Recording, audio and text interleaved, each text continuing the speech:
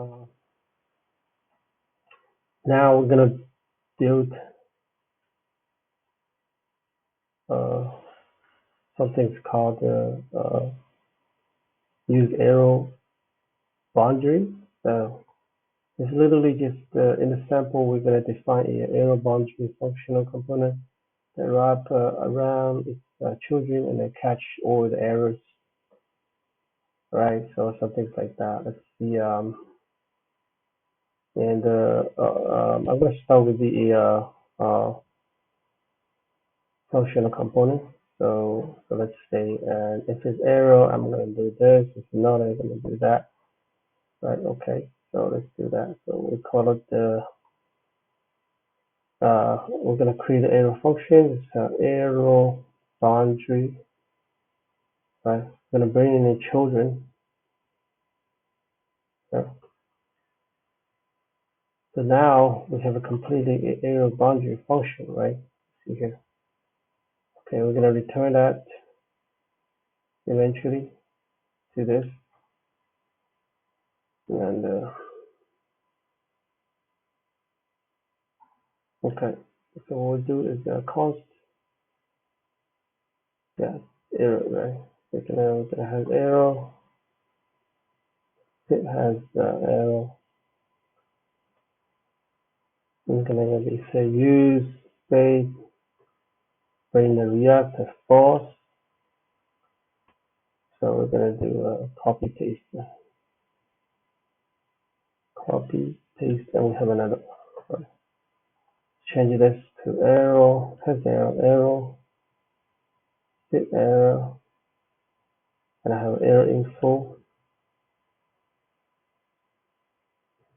and set arrow.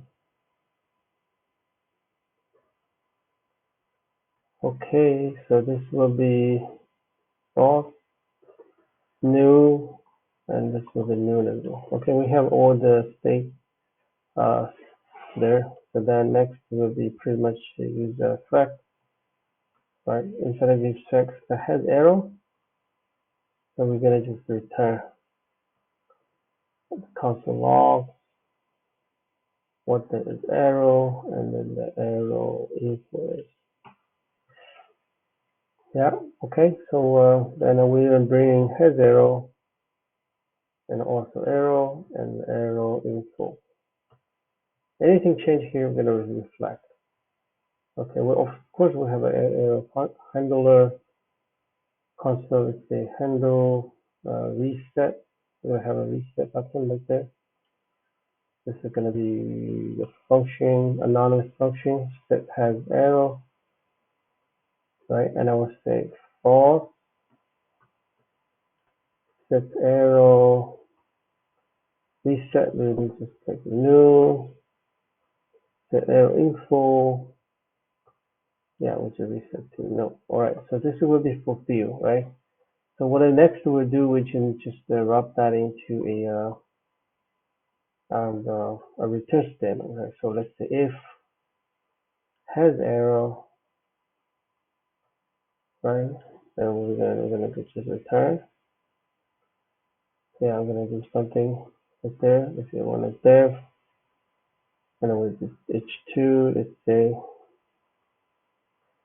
yeah, we can save it. Let's say h2. Why is not working? H2, okay. We said something went wrong. Okay, okay, it's over here. And then we have details, and now we don't have to do the detail. We can just do here arrow, right? When the arrow has it and the arrow dot string. So this just bring the arrow out, right? And then the next line, let's say we can put even more little detail arrow info.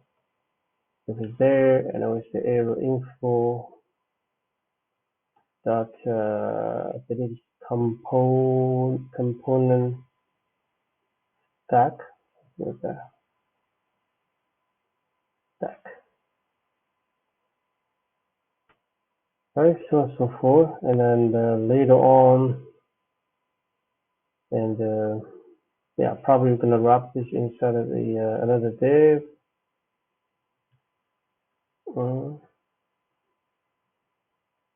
Okay.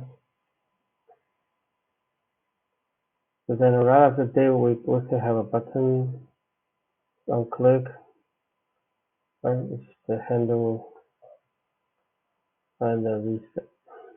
Okay, so it's pretty much you've done a job, and reset, stay here, and then just the code tag. Yeah, so when it's everything done, right, we can just this is error, right, and then we can just return children, right? Remember beginning with the children, we're going to return the children right there. So this will pretty much fulfill error boundary. So this will be completely a function, right? It's a component. We can do this. So maybe at the end we can just export default component, let's say arrow boundary, right? Arrow boundary, yeah. So we can do that, or we can just yeah, we can just export default, right? No. So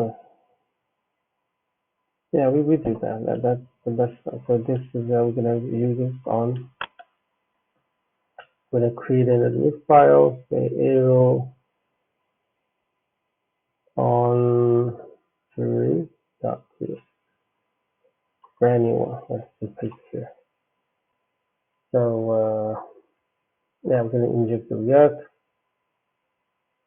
and import everything from React,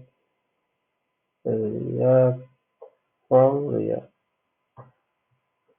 Okay, so this will solve the problem.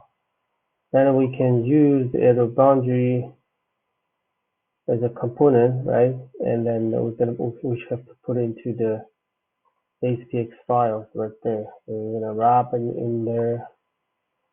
Yeah, so this will be the error boundary file. Right. Once error happen, see here, when this error happen, we just collect all the information, print on the console log, error, or error info. Yeah, that's for this simple little chat. The same as well.